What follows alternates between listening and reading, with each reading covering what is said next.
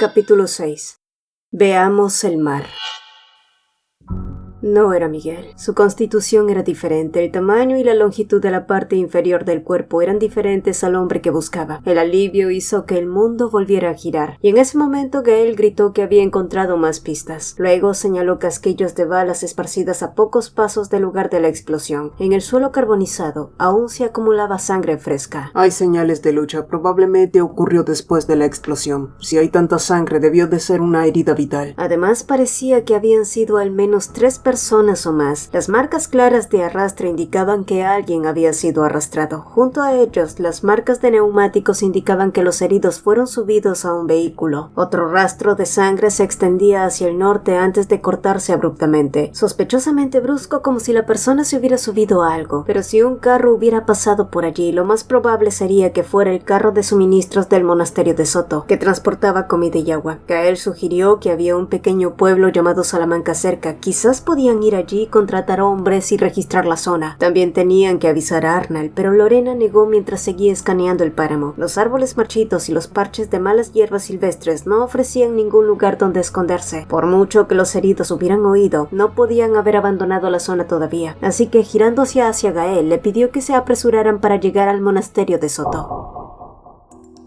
En una casa abandonada, un hombre jadeó por aire. Cada respiración hacía que su hombro destrozado palpitara de dolor. Alguien más a su lado preguntó entonces: ¿Y qué pasó entonces? ¿Confirmaste que estaba muerto? Pero el hombre herido negó. Apenas había podido salir con vida. Ellos eran miembros de una organización sin ley. A diferencia de los mercenarios ordinarios, sus empleadores eran exclusivamente los grandes nobles de Besen. Las peticiones a cambio de enormes recompensas eran interminables. Esta vez, la misión fue de las más peligrosas y difíciles: eliminar al objetivo designado y disfrazar el asesinato como un accidente. En el monasterio de San Ilegroño colocaron 2 bombas con mechas conectadas al motor del coche del objetivo. A medida que pisaba el acelerador y el coche ganaba velocidad, los fusibles se encendían por la fricción y las chispas activaban las bombas y el depósito de combustible, provocando una explosión. Y por si el objetivo sospechaba y salía del coche, 3 hombres armados le siguieron en secreto. El cálculo fue impecable. El coche del objetivo explotó exactamente en el momento y lugar previstos. Podría haber rodado para esquivar la explosión por instinto, pero escapar completamente de su alcance debería haber sido imposible. Debería haberlo sido. Ese hombre era un monstruo, murmuró el hombre aún en shock, mientras relataba cómo el objetivo, el marqués Cervatos, había matado en un instante a 2 de sus compañeros. Fue brutal. El hombre se estremeció violentamente. Aún podía ver al marqués vívidamente en su mente, erguido contra el fondo de fuego y humo rugiente, mirándolos con una ferocidad salvaje. Una bala le cayó en el estómago, estoy seguro, pero ni siquiera se movió. El hombre suspiró. Las cosas se habían complicado y si su empleador se enteraba, no creían que salieran con vida de esta. Eso solo les dejaba una sola opción.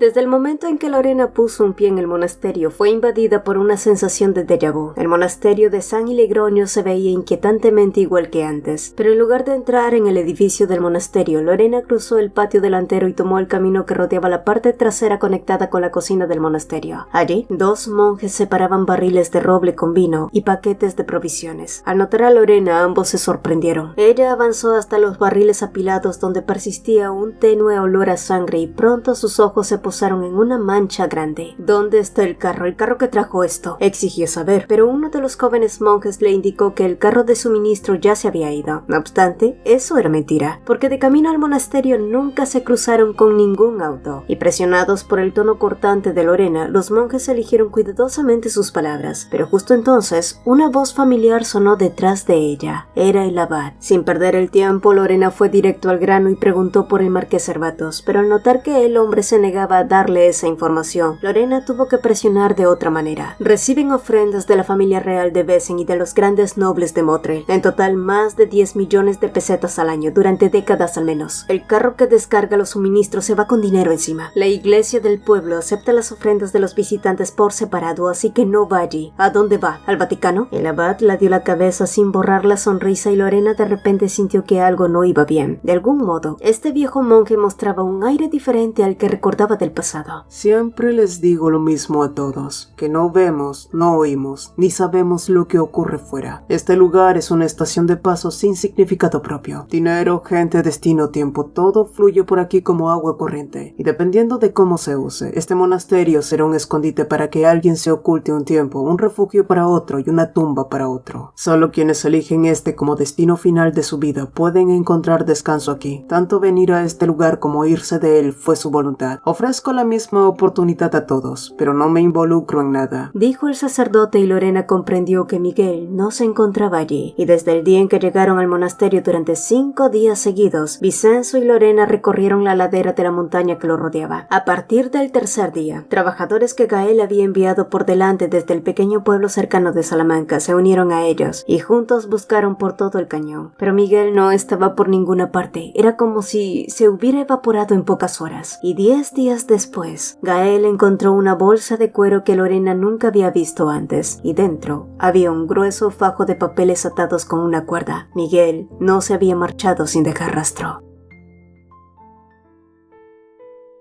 Después de que Gael le entregara los papeles, informó que iría a Arnal para seguir rastreando pistas del paradero de Miguel. Y una vez sola, Lorena se sentó en el escritorio y revisó los papeles. La letra de Miguel llenaba las páginas, y ahora entendía por qué Gael parecía tan consternado cuando se los entregó. Las fechas escritas en los encabezados no coincidían con la época actual. Todo databa del 1 de octubre de los años 1002 y 1004, fechas que aún no ocurrían, al menos no en esta vida. Lorena miró la fecha del 1 de octubre de 1002. Era este año, el día en que murió en el pasado. Eso significaba que lo que tenía en sus manos era un registro de los 2 años posteriores a su muerte. Y si Miguel había escrito todo eso él mismo, significaba que él también recordaba el pasado. Había recuperado la memoria al llegar al monasterio. Pero independientemente de cómo recuperó la memoria, seguía habiendo demasiadas preguntas. El registro de Miguel terminaba el 1 de octubre de 1004, 2 años después de su muerte. Solo habían pasado 2 años, y sin más tiempo que perder, Lorena comenzó a leer los registros de Miguel. Cada fecha escrita eran decisiones y acciones ejecutadas por él mismo.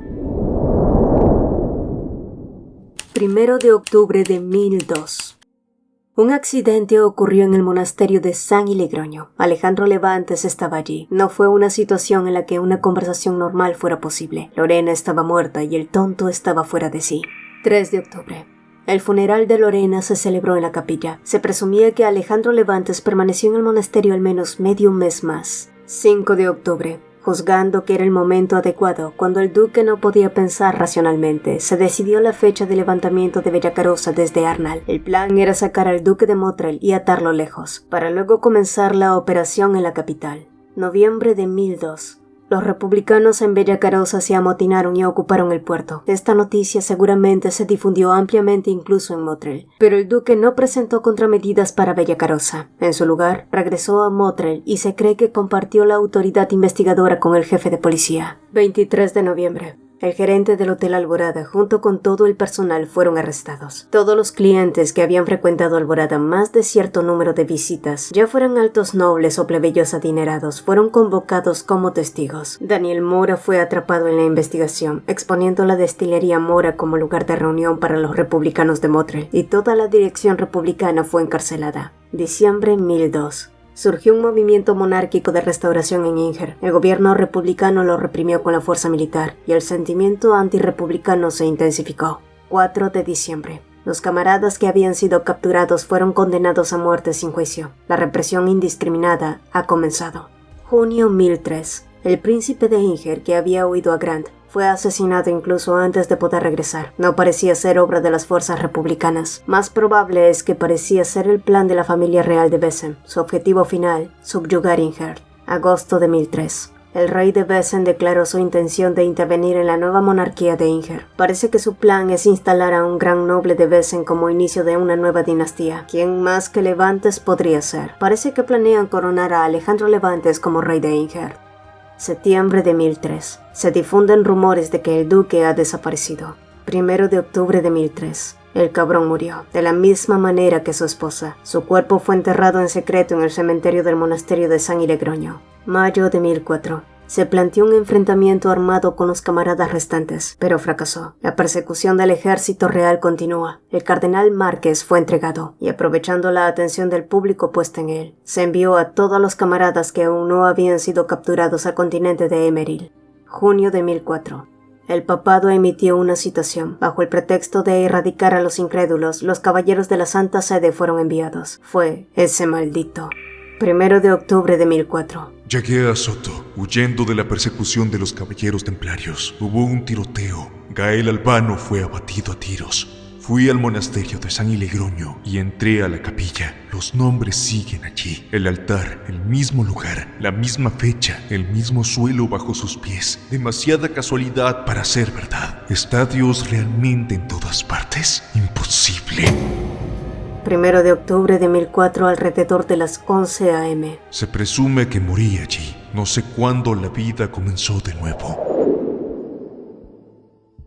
Gael caminaba de un lado a otro frente al altar donde colgaba una cruz. Se le notaba ansioso en cada paso. De pronto, la voz de Lorena lo llamó desde atrás. Él se giró y sonrió, claramente aliviado. ¿Leyó todo el documento? Por más que lo revisé, no logré entenderlo. Sí. Si seguimos las notas que dejó Miguel, podremos evitar un peligro inmediato, respondió ella. Lo que Miguel había dejado atrás era una larga lista de fracasos, un pasado escrito totalmente desde su perspectiva, detalles que ni ella ni Alejandro habían visto jamás, pero al mismo tiempo esas notas revelaban los planes que Alejandro intentaría llevar a cabo en el futuro. Las instrucciones de Miguel explicaban paso a paso cómo los republicanos podían esconderse de las persecuciones de la familia Levantes y de la corona, enviar un mensaje urgente a Bellacarosa, suspender sin fecha la toma del puerto, borrar todos los registros de clientes de Alborada, despedir al personal actual y reemplazarlo por gente común que no tuviera ningún vínculo con la causa. Además, al otro lado del mar debían preparar un refugio con tiempo. El mejor lugar era Grant, y Lorena debía ser la primera en ser enviada allí. Tanto en el pasado como en el presente, la única razón por la que Alejandro Levantes cometía errores era por Lorena Klein. Nada saldría bien a menos que la sacaran a ella de la ecuación, y Miguel lo sabía. En cuanto el tribunal aprobara el divorcio, Alejandro no se detendría ante nada. Mantener a Lorena a su lado los ponía a todos en riesgo. Por eso, pasara lo que pasara, el plan de Miguel era mandarla lo más lejos posible a un lugar seguro. Cada palabra de esas notas le habían atravesado el corazón. Lorena caminó hacia el altar y levantó la mirada hacia la cruz, que brillaba con fuerza en lo alto. Jamás se había detenido a pensar en lo que pasó después de su propia muerte. Sabía que alguien debió recoger su cuerpo destrozado y hacerle un funeral, pero nunca fue más allá. Tampoco se le ocurrió que Alejandro terminaría quitándose la vida allí mismo, del mismo modo que ella, ni que Miguel también pudiera haber muerto. Por primera vez en mucho tiempo, recordó al Miguel Herbatos del pasado, aquel hombre atrevido que fumaba dentro de la capilla, que traía noticias de afuera y apuntaba con un arma hacia la cruz. Un hombre que no conocía la derrota. «Entonces, ¿cómo murió? ¿Qué le pasó?», se preguntó. Por las notas sabía que lo habían perseguido los caballeros del papado, pero Miguel no dio detalles de su final, solo escribió «presuntamente muerto», lo que sugería que él no había elegido quitarse la vida, y tal vez por eso, a diferencia de ella o de Alejandro, él sí había recibido el regalo del olvido. Aún mareada, Lorena se giró hacia Gael y le preguntó por qué Bellacarosa era tan importante para los republicanos. El joven le explicó que en todo Besen, Bellacarosa era el tercer lugar con más miembros del grupo, solo por detrás de Motril y Arnal. La diferencia era que en Bellacarosa no habían jóvenes nobles ni personas con mucho dinero, sino que se reunía la gente que sentía un verdadero odio hacia la corona. ¿Y qué piensan hacer con ese lugar exactamente?, preguntó ella. Gael explicó el plan. La idea original era salir de Bellacarosa e ir tomando una por una las propiedades de los grandes nobles de Motril. El problema era que Motril estaba completamente rodeado y vigilado por la nobleza, así que era imposible atacar de frente. Necesitaban conseguir una excusa para sacar al duque Levantes de allí. Para Alejandro, el único objetivo era atrapar a Lorena. Para la corona, la prioridad era Inger, y no había nada que distrajera más al rey y al duque que el estallido de una guerra. Además, un conflicto así haría que toda la gente mirara hacia el extranjero. Gael claramente se veía nervioso, pero Lorena, que lo escuchaba en silencio, negó. No hay razón para dar vueltas cuando hay una forma más fácil, y nada se resolverá solo porque me vaya de Besen. Lorena sabía que, si desaparecía sin dejar rastro, solo haría más difícil predecir los movimientos de Alejandro. Al fin y al cabo, su locura en el pasado y la falta de razón que mostraba ahora eran enteramente por su culpa. Y si están cazando a Miguel, él solo podría regresar cuando los cazadores se hayan ido. Entonces, ¿Qué debía hacer en esta vida para evitar que Miguel muriera? Esa era la pregunta que se había repetido una y otra vez durante las últimas horas, y al fin tenía la respuesta. Debía colocarse ella misma en el tablero de ajedrez. Lorena Klein sería la carnada para Alejandro Levantes. Habían pasado 3 semanas desde la audiencia del juicio de la pareja ducal de Levantes. El veredicto final sería deliberado pronto, y David tuvo que enfrentarse a ese dilema: aprobar el divorcio del duque o no. La opinión pública ya se había desplazado a un lado. La demanda presentada por Vincenzo Klein contra su yerno había jugado un papel decisivo, y en consecuencia la reputación de Lorena Klein había subido demasiado. Pero David sabía quién era el verdadero culpable: el cabrón de Miguel. Sus impredecibles travesuras ya se habían vuelto intolerables. David detestaba cualquier mención de ese idiota o de su tía, la princesa Adriana. Desde que su padre, el príncipe heredero Guillermo, se alejó de la vida pública por culpa de las drogas, el odio de la gente hacia la familia real solo fue en aumento. Cada año, en el aniversario de la muerte de la princesa Adriana, las protestas contra la realeza eran más y más grandes. Y a pesar del enorme cariño que el pueblo de Besen le tenía, la princesa Adriana no era ninguna santa. De hecho, fue una mujer muy polémica que tuvo como amante a un sumo sacerdote, una de las figuras más importantes nombradas por el propio Papa. Y por si fuera poco, su hijo Miguel Herbato rechazó públicamente su origen noble y su sangre real para declararse abiertamente un rebelde y republicano. Y fue el propio Alejandro Levantes quien sacó a la luz ese secreto. ¿Qué le había dicho en ese momento? Eliminar al marqués es el verdadero comienzo para pulgar a los republicanos. No toques a mi esposa ni a mi suegro. David tuvo que admitir que fue una gran sorpresa, y la verdad era que no tenía ningún problema en acabar con su propia sangre. Bien, enviemos primero a los asesinos. Si de alguna manera sobrevive como una cucaracha, entonces tendremos que contar con el estado papal de San Dios. Alejandro lo había mirado con una ceja alzada, por lo que David terminó confesándole que allí era donde vivía el verdadero padre de Miguel. Cada año el papado enviaba cartas advirtiéndoles que nunca revelaran el secreto, amenazando con que si descubrían la ascendencia de Miguel Herbatos, la iglesia excomulgaría inmediatamente a la familia real. Esa era la razón por la que Miguel había podido manipular a la realeza todo este tiempo. Pero al final Miguel había sido eliminado, y eso era más que suficiente para David, que nunca esperó que simples asesinos lo acabaran limpiamente. Así que ya había enviado un mensaje al papado. Librarse de su primo problemático era satisfactorio. Ahora solo quedaba la purga de los republicanos. Aunque la operación Canaria había sido cancelada, el objetivo final de la familia real permaneció sin cambios: eliminar a los agitadores que provocaban disturbios dentro del reino y subyugar la República de Inger, que ganaba influencia en el extranjero de forma constante. Yo me encargaré de la purga de los republicanos. No hace falta un plan tan tortuoso como la Operación Canario. Solo tenemos que encontrar a sus líderes y enviarlos a la horca. ¿Y cómo sabes quiénes son esos líderes? Los vi yo mismo claramente. Asumiré toda la responsabilidad, pero deja los asuntos domésticos en mis manos a partir de ahora. La extraña respuesta de Alejandro hizo que David dudara por un momento. Sin embargo, la postura del duque sobre el divorcio ahora era distinta. A menos que la familia real usara el tribunal para despojar a la duquesa de su título, el duque parecía dispuesto a aferrarse a ella a toda costa. Tras ver cómo incautó los certificados de depósito, le quedó claro que todas las acciones de Alejandro eran un mensaje directo para que se mantuviera al margen de su matrimonio. Ese idiota está ciego por esa mujer, pensó David. Los escándalos de la familia Levantes ya habían llevado a la indignación del pueblo contra los nobles a un punto crítico. Si la duquesa perdía el juicio de divorcio, la furia de la gente sería imposible de calmar. Era evidente que esa zorra pensaba seguir atacando la reputación de Levantes hasta conseguir el divorcio. Obligarlos a seguir casados no le traería ningún beneficio a la realeza, y en momentos como este ceder ante la opinión pública también era una buena estrategia. David tomó uno de los 2 borradores con el veredicto que le había entregado al presidente del Tribunal Supremo. Publíquenlo tal como está, ordenó, y por fin el dilema que lo había atormentado durante meses llegó a su fin.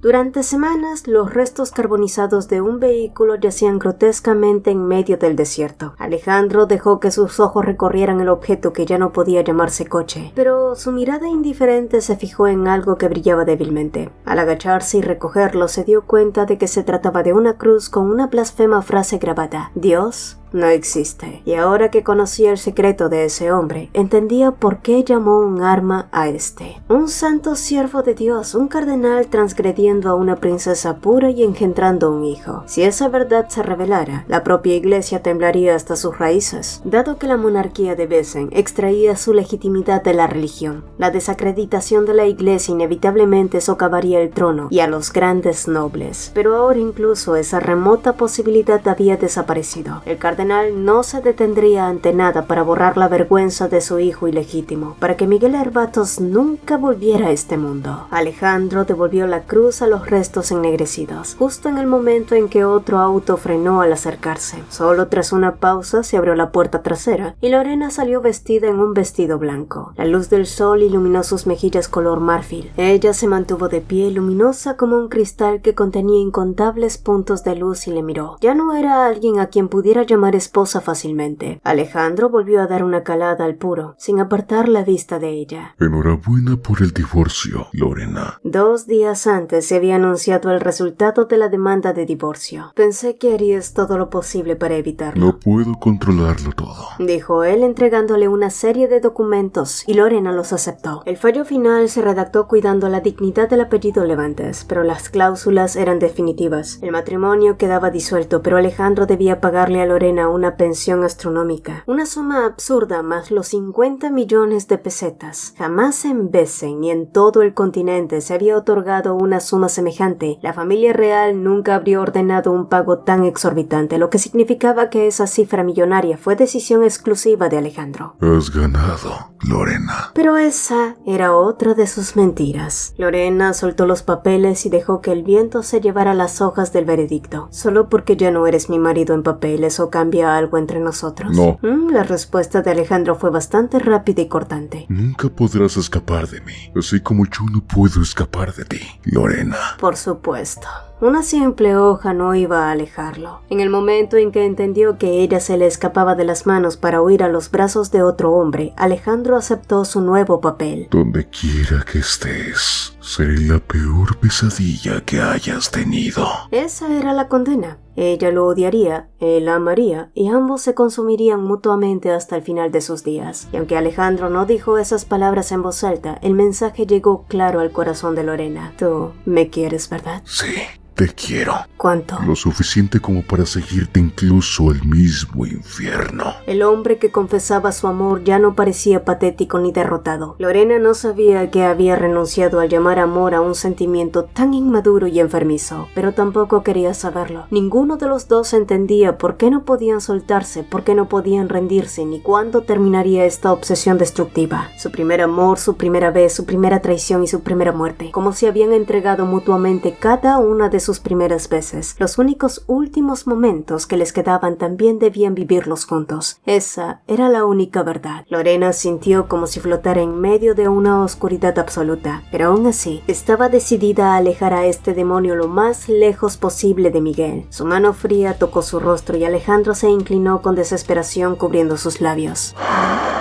Te quiero, susurró él contra su boca, soltando un largo suspiro. Sin embargo, por primera vez, Alejandro ya no se sentía como una jaula. Él ya no tenía poder sobre ella. La mujer asustada que antes se encogía ante su marido ahora levantó la cabeza con firmeza. Lorena se había liberado y ahora por fin podía destruir la jaula ella misma. Cuando sus labios se separaron, le susurró: «¿Vamos a ver el mar?». Sus ojos violetas brillaron tras la propuesta inesperada. El estómago se le revolvió a Lorena, pero se tragó el malestar. Quiero ir a Bellacarosa. Aquel lugar no solo era el feudo de la familia Levantes en la costa y el puerto más grande del reino, sino también el punto de partida donde los rebeldes darían el primer paso para cambiar la historia. ¿De acuerdo?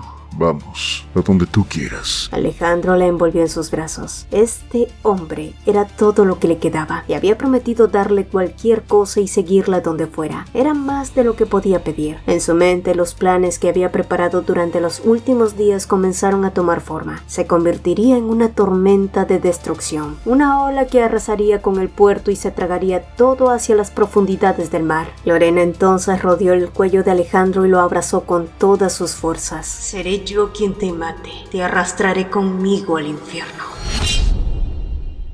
La primera vez que Miguel se enteró de la existencia de Lorena Levantes fue a principios del verano hace 2 años. Lorena Estrella Levantes de Bellacarosa, señora de la casa de los Levantes y esposa del duque, era demasiado conocida para ser una desconocida. El 2 de abril, el mismo día en que el presidente del Banco Klein fue arrestado por cargos de espionaje y se sacudió, ella desapareció sin dejar rastro. Y desde ese día, Miguel comenzó a buscar su paradero. El primer lugar que identificó fue Soto, específicamente el monasterio de San Ilegroño, el vertedero discreto de la familia real y los grandes nobles. Y efectivamente, el mes pasado, camaradas que seguían en secreto al duque confirmaron la presencia de la duquesa que vivía en el monasterio, pero algo no cuadraba. No había lugar a dudas de que quien mató a Vicenzo Klein era el propio duque Levantes. Entonces, ¿por qué su hija, esposa del duque, estaba oculta? ¿Podría ser realmente la espía que envió la República de Inger? ¿Una que simplemente no conocían? ¿O quizás una traidora? Fuera lo que fuera, Lorena Levantes debía ser eliminada. Y así, Miguel puso un pie por primera vez en el monasterio de San Ilegroño. Pero cuando la vio por primera vez con su cabello rubio recogido cuidadosamente, sus ojos redondos y una mirada clara rebosante de amabilidad, no le pareció una persona que hubiera traicionado a su familia y a su país. Parecía más una chica sin mancha. Y más tarde supo que esa pobre mujer solo era una miserable ignorante que estaba allí en contra de su voluntad. El pájaro enjaulado solo vivía una vida completamente aislada del mundo exterior. Todo lo que hacía era rezar, ayudar a los monjes a cuidar el jardín y volver a rezar. Por supuesto, a finales de cada mes, el duque de Levantes la visitó para comprobar cómo estaba, y Miguel pensó que quizás en esos momentos conocería su verdadera naturaleza. Y con ese pensamiento, sigilosamente se escondió en las escaleras hasta la segunda planta para escuchar a la pareja, pero sus expectativas fueron traicionadas. Desde la habitación solitaria donde estaba confinada Lorena no salían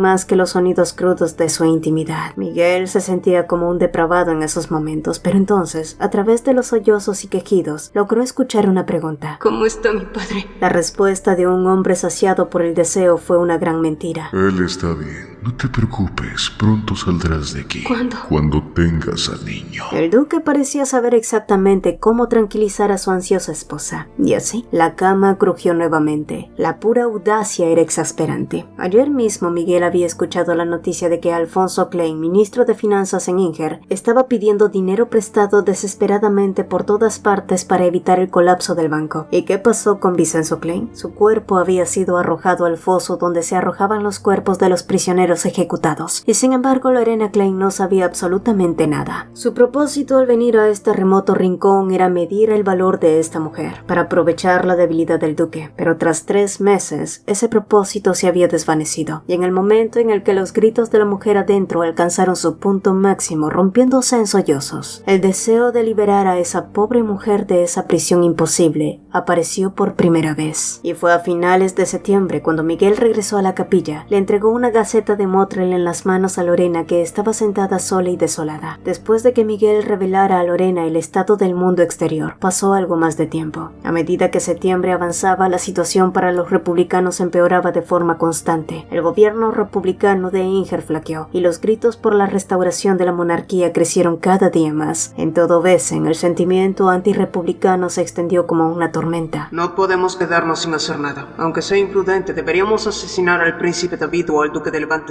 Tales comentarios estúpidos comenzaron a circular entre sus compañeros. El objetivo de los republicanos era destruir a la familia real y a los nobles corruptos, no ser etiquetados como unos terroristas, y cada vez que la irritación lo alcanzaba, Miguel se encontró yendo a Soto por costumbre. Muchas veces solo miraba el detestable crucifijo, encima de la escultura del éxtasis de la Santa Teresa, pero un día, una presencia frágil se acercó a él. Era Lorena Levantes. Tiene un arma. Sus ojos y su voz eran más claros que antes. Conseguí una, pero quiero otra. ¿Para qué? Por venganza. No había nada de malo en eso. Lorena Levantes era la única persona que podía acercarse al duque sin levantar la menor sospecha. Tenía infinitas oportunidades para matar a su marido, incluso en la cama. Sí, si así lo deseaba. ¿Sabes disparar? Lorena negó, era obvio. Así que Miguel le hizo una señal para explicarle lo más básico. Era solo la segunda vez que veía a Lorena Levantes de cerca, y como antes podía entender por qué el duque no podía deshacerse de ella, dejando todo lo demás a un lado. Solo su apariencia era difícil de olvidar. Incluso sin rastro de maquillaje, sus pestañas parecían como si Dios mismo hubiera colocado cuidadosamente cada una. Su nariz de botón, sus labios carnosos, todo en ella llevaba el aroma de melocotones maduros, y Miguel sintió que la boca se le secaba. En sus brazos, su cuerpo se sentía más delgado, más suave de lo que parecía desde lejos. No quería dejarla ir, pero justo antes de que el deseo devorara su razón, se obligó a retroceder. La mujer en sus brazos era la mujer de su enemigo. Una vez cargada la pistola, no debes dudar. Miguel la vio asentir y segundos después, él apretó el gatillo.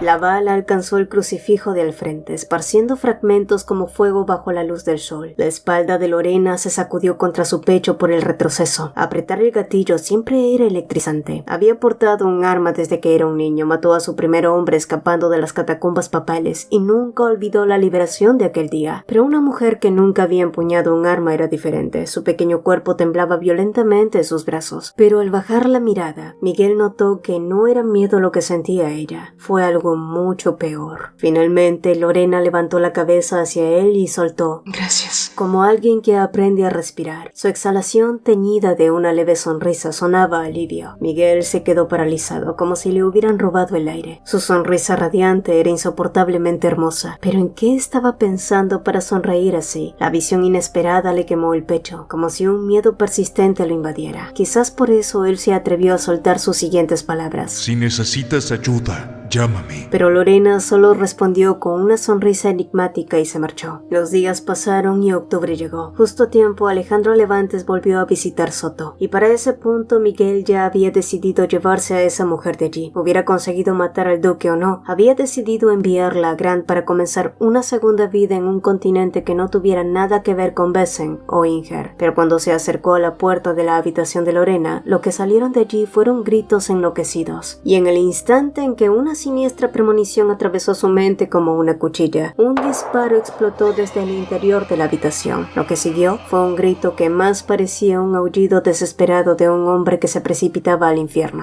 Miguel abrió la puerta de golpe, pero al hacerlo, su mente se quedó en blanco. Aquella imagen superaba cualquier horror que se hubiera podido imaginar. Lo que vino después ni siquiera podía recordarlo con claridad. Hubo algunos gritos, puñetazos. Ninguno de los dos fue capaz de pensar con cordura ese día, y días después se celebró un funeral. Ese mismo día, Miguel se enteró de que Lorena estaba embarazada de poco menos de 2 meses. Y no, Lorena ni siquiera lo sabía. El médico del monasterio sugirió que ofrecieran una oración de requiem por el niño no nacido. Miguel no sabía por qué se lo preguntaban a él, pero como el propio duque no estaba en condiciones de escuchar, el médico seguía mirando a Miguel en su lugar. Y después del modesto funeral, Alejandro Levantes se encerró en la habitación donde habían muerto su esposa y su hijo, y a partir de ese entonces, el duque, completamente enloquecido, actuó como si volcara todo su odio sobre Miguel y sus compañeros. Pero incluso Alejandro no duró mucho al final, ya que al año siguiente, el 1 de octubre, justo en el aniversario de la muerte de su esposa, Alejandro Levantes decidió apagar su vida tal como Lorena lo hizo. Lorena Klein había derribado a su carnicero. Fue una gran venganza. Sin embargo, estaba muy lejos del desenlace que Miguel había imaginado. Ella le había pedido que le diera la oportunidad de vengarse con sus propias manos, y él se lo había concedido. Incluso le enseñó a manejar el arma temiendo que fallara. Nunca imaginó que ella giraría el cañón hacia su propia cabeza. Lorena Levantes no solo era digna de lástima, estaba loca, y debería haberla llevado en el instante antes de ponerle un arma en la mano. Su mente sabía que no tenía ninguna responsabilidad por su suicidio, pero el peso de aquello le golpeaba el cráneo como una bala. Decir que no se arrepentía sería mentira. Y en el 1 de octubre del año 1004, los caballeros templarios habían arrasado con toda su gente. Miguel supo entonces que ya no tenía sentido huir, e inconscientemente se encontró regresando a aquel monasterio. Fue por la mujer que murió allí hacía años, fue por culpa, fue por remordimiento, lástima, ternura, embriaguez, anhelo. El torbellino de sus pensamientos se hundió bajo una superficie quieta, e inclinando la cabeza hacia atrás pudo ver el espejismo de esa mujer bajando con un brillo sagrado. Que Dios te perdone. ¿Dios realmente existía? Miguel no pudo evitar soltar una risa amarga, porque si lo hiciera, nunca habría permitido que esa mujer cayera en brazos de ese hombre, y ese pensamiento fugaz dirigido al fantasma de una mujer fue lo último que recordaba. El crucifijo invertido se difuminó y la oscuridad asfixiante lo engulló por completo.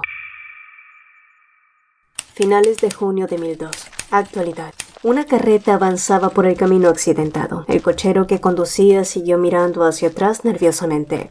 Mi señor, ¿está seguro que no quiere que vean sus heridas? Tengo miedo de que se muera desangrado en mi carreta. Deberíamos parar por medicina o... Olvídalo y solo conduce. Comparado con el pasado, esto ni siquiera me matará. Recuperar sus viejos recuerdos a veces tenía sus ventajas para sobrellevar situaciones menores. La herida de bala en la cintura le dolía tanto que apenas sentía la quemadura en su hombro. Tendría que conseguir al menos un analgésico en Espinosa cuando llegara, pero antes debía cruzar las montañas, un trayecto de al menos 3 días. ¿Por qué había tomado el camino más largo? Sin duda por culpa de David Lemen, su presuntuoso primo, que le había pedido ayuda al papado. La Sagrada Orden de los Caballeros no solo defendía la sede papal en Sentius, sino que también cazaba herejes, incrédulos y pecadores en nombre de Dios, arrastrándolos ante la Inquisición. En el pasado ellos lo habían perseguido sin descanso desde que logró escapar de las mazmorras papales a los 15 años. El camino que recorría ahora era el mismo que habría elegido en aquella época, de no haber estado tan gravemente herido, pasando por la Catedral de Soto, al otro lado de la Garganta y cruzando un sendero de montaña cerrado por seguridad. Podía ir de Soto a Espinosa. No podía permitir que la orden atacara a Arnal, que era una base clave para los republicanos, así que prefería traerlos hacia Espinosa. Todo lo que necesitaba era ganar el tiempo suficiente para que sus compañeros en Arnal siguieran sus instrucciones, aseguraran el punto de encuentro y evacuaran a los líderes. Solo eso. El plan en sí era impecable. El problema era que regresar a Motril le tomaría demasiado tiempo. Ya habían pasado 2 semanas desde que su auto explotó. Había perdido 5 días cruzando el estrecho hasta la catedral, 3 más enviando a buscar suministros y otros 5 de viaje en carreta hacia Espinosa. En total, casi 20 días desde que salió de Motril. La quincena que le había prometido a Lorena ya había quedado muy atrás, y ella debía estar muy preocupada, pensó. Y ojalá solo fuera preocupación. Eso sería una bendición. Lo que de verdad temía era que Lorena hiciera alguna locura imprevista. Desde que recuperó la memoria, sabía que no podía confiar ciegamente en ella. Por supuesto, estaba con su padre, así que no se alejaría demasiado, pero aún así, Miguel se sentía inexplicablemente ansioso, y en cuanto llegaron a Espinosa fue prácticamente arrastrado hasta una posada. Finalmente, el dolor doblegó la resistencia de Miguel. Cuando volvió en sí, habían pasado casi 5 días y las vendas de su cintura habían sido reemplazadas por unas nuevas. El médico que lo trató había extraído la bala de su costado y dejado indicaciones para su tratamiento. Sin embargo, Miguel estaba más preocupado por las noticias. Sin remedio, el cochero le entregó los periódicos que había recolectado, y al desplegar las hojas en la portada, había un rostro que él conocía bien. Allí estaba la mujer que anhelaba ver. Por su vestido y el escenario, claramente había sido una fotografía tomada el día de la audiencia de su divorcio. No parecía vacía ni llena de una convicción retorcida, como en el monasterio. Aliviado, Miguel devoró el artículo. La ex duquesa gana un divorcio de 200 millones de pesetas. Lo lograste. Este era un mundo donde Lorena vivía. Una oleada de alivio le invadió. No obstante, cuando leyó la edición del día anterior, el alivio se esfumó. ¿Qué carajo es esto? En la portada del periódico aparecía una foto de Lorena junto a Alejandro en Bellacarosa. ¿Y el titular? ¿Divorciados pero juntos? ¿Cuál es el destino final que le depara a la expareja ducal?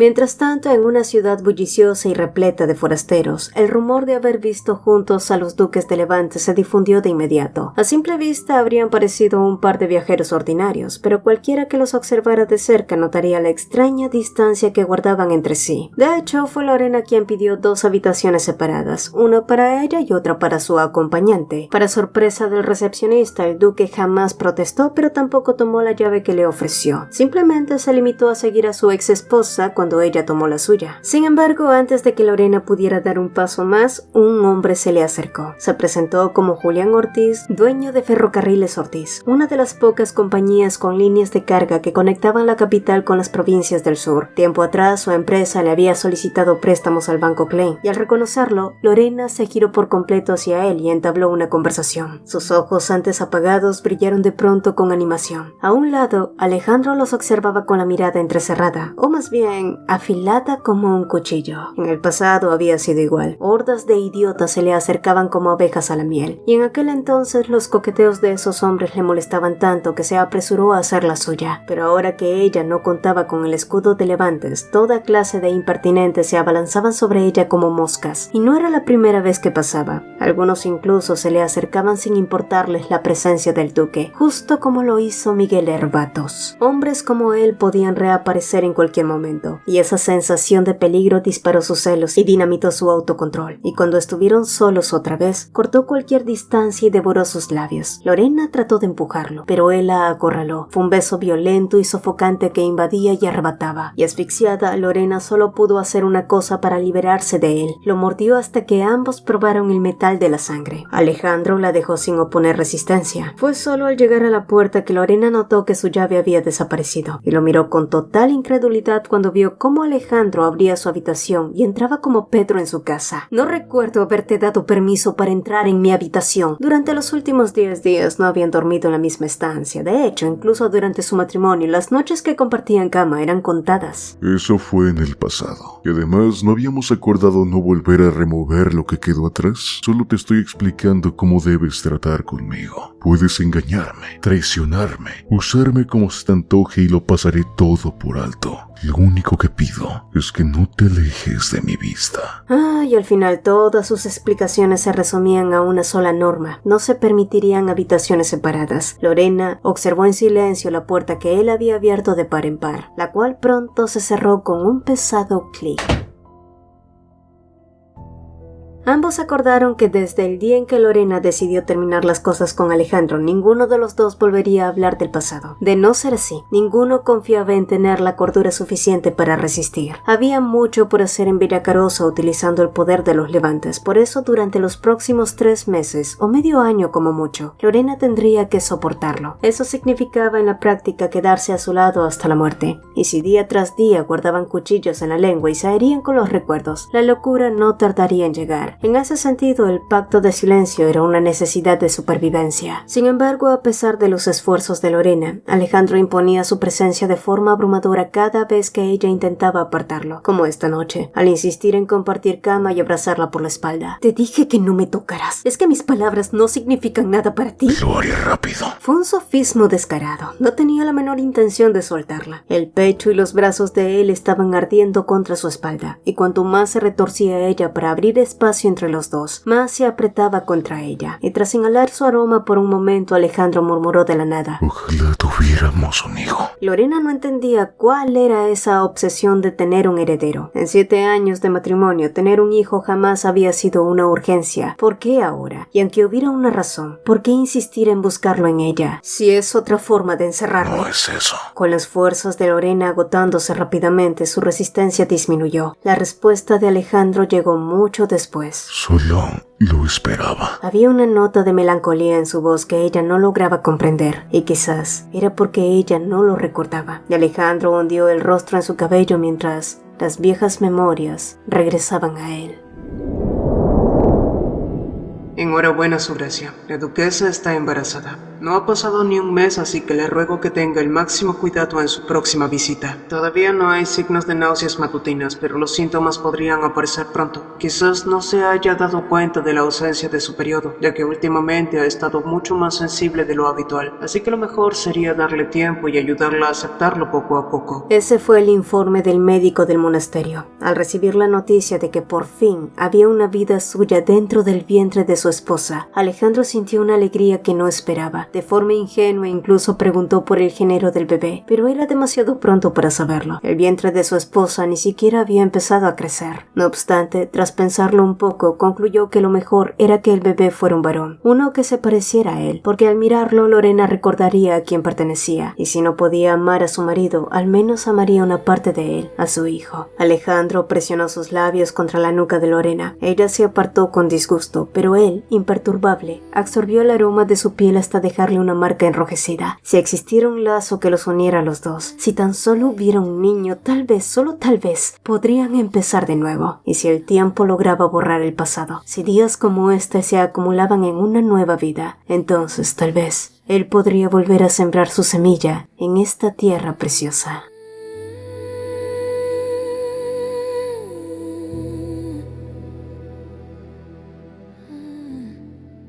Hola, ¿te está gustando esta historia? Más vale que sí. Ya lo escucharon. Si es así, no olviden en dejar un like o un comentario. Después de todo, no cuesta nada complacernos un poco, ¿verdad? Vamos, no seas tímida. Prometo que no te vas a arrepentir. Pero no te confíes, porque no importa dónde intentes huir cuando termine el capítulo, al final siempre volverás a mí.